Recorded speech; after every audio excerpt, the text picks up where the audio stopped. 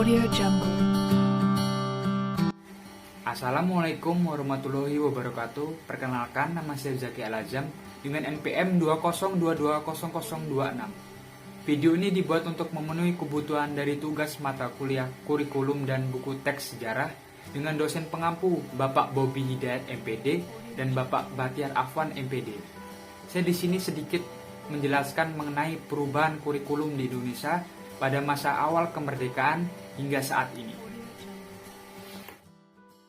Dalam suatu sistem pendidikan kurikulum itu sifatnya dinamis, serta harus selalu dilakukan perubahan dan pengembangan, agar dapat mengikuti perkembangan dan tantangan zaman. Meskipun demikian, perubahan dan pengembangannya harus dilakukan secara sistematis, terarah, dan tidak asal berubah. Sejarah kurikulum di Indonesia sudah melalui perjalanan panjang. Sejarah mencatat perubahan tersebut mulai dari tahun 1947, 1952, 1964, 1975, 1984, 1994, 2004, 2006, dan yang paling anyar adalah kurikulum tahun 2013.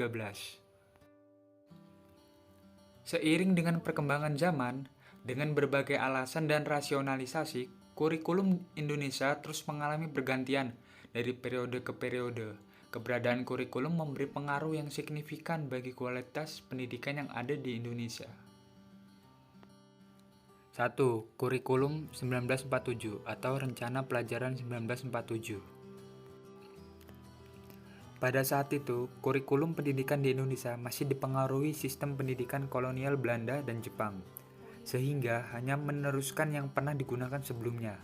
Rencana Pelajaran 1947 boleh dikatakan sebagai pengganti sistem pendidikan kolonial Belanda.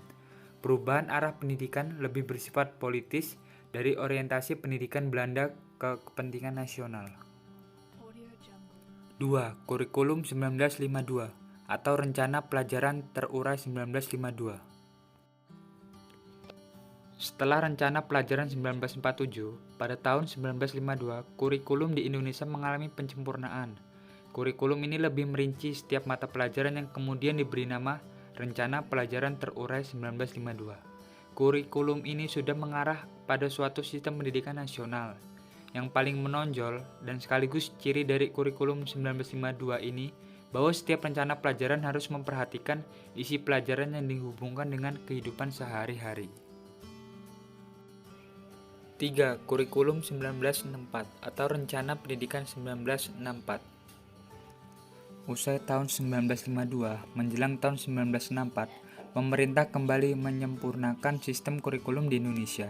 Kali ini diberi nama Rencana Pendidikan 1964. Pokok-pokok pikiran kurikulum 1964 yang menjadi ciri dari kurikulum ini adalah bahwa pemerintah mempunyai keinginan agar rakyat mendapat pengetahuan praktik akademik untuk pembekalan pada jenjang SD, sehingga pembelajaran dipusatkan pada program Pancawardhana, yaitu pengembangan moral, kecerdasan, emosional atau artistik, keprigalan, dan jasmani. Pendidikan dasar lebih menekankan pada pengetahuan dan kegiatan fungsional praktis. 4. Kurikulum 1968. Kelahiran kurikulum 1968 bersifat politis, mengganti rencana pendidikan 1964 yang dicitrakan sebagai produk Orde Lama. Dari segi tujuan pendidikan, kurikulum 1968 bertujuan bahwa pendidikan ditentukan pada upaya untuk membentuk manusia Pancasila sejati, kuat, dan sehat jasmani, memperingati kecerdasan dan keterampilan jasmani, moral, budi pengerti, dan keyakinan beragama. Kurikulum 1968 merupakan perwujudan dari perubahan orientasi pada pelaksanaan UUD 1945 secara murni dan konsekuen. Kurikulum 1968 menekankan pendekatan organisasi materi pelajaran, kelompok pembinaan Pancasila, pengetahuan dasar, dan percakapan khusus. 5. Kurikulum 1975. Kurikulum 1975 menekankan pada tujuan agar pendidikan lebih efektif dan efisien. Latar belakangi lahirnya kurikulum ini adalah pengaruh konsep di bidang manajemen, yaitu MBO atau Manajemen by Objective, yang terkenal saat itu. Metode, materi, dan tujuan pengajaran dirinci dalam prosedur pengembangan sistem instruksional atau PPSI, yang dikenal dengan istilah satuan pelajaran. yaitu rencana pelajaran setiap satuan bahasan. 6. Kurikulum 1984 atau Kurikulum 1975 yang disempurnakan. Kurikulum 1984 mengusung proses skill approach. Meski mengutamakan pendekatan proses, tapi faktor tujuan tetap penting. Kurikulum ini juga sering disebut Kurikulum 1975 yang disempurnakan. Posisi siswa ditempatkan sebagai subjek belajar, dari mengamati sesuatu, mengelompokkan, mendiskusikan, hingga melaporkan. Model ini disebut cara belajar siswa aktif atau CBSA. Sayangnya, banyak sekolah kurang mampu menafsirkan CBSA yang terlihat adalah suasana gaduh di sana-sini, ada tempelan gambar, dan yang menyolok guru tak lagi mengajar model berceramah. Akhirnya penolakan CBSA yang bermunculan.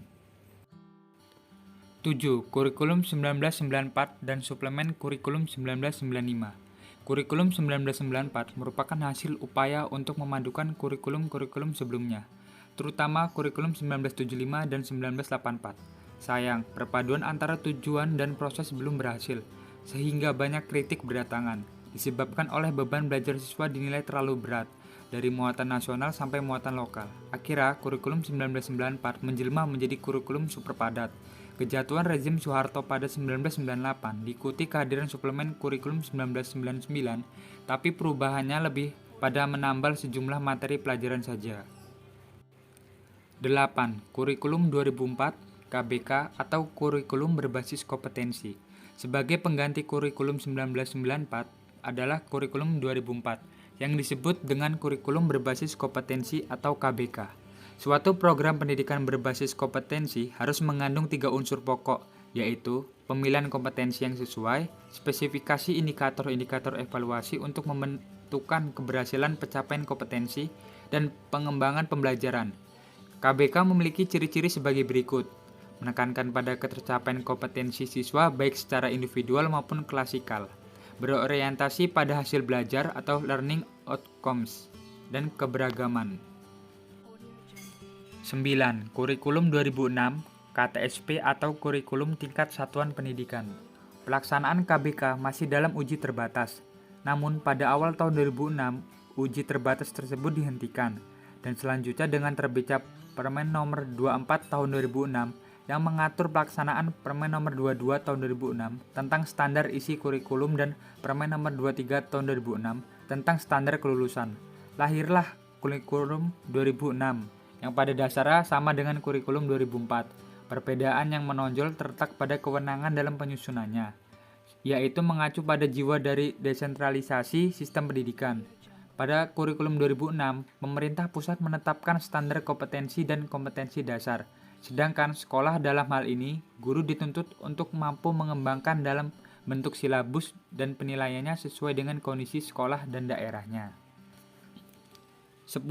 Kurikulum 2013. Kurikulum 2013 berbasis kompetensi memfokuskan pada pemerolehan kompetensi-kompetensi tertentu oleh peserta didik. Tema utama Kurikulum 2013 adalah menghasilkan insan Indonesia yang produktif, kreatif, inovatif, efektif, melalui pengamatan sikap, keterampilan, dan pengetahuan yang terintegrasi.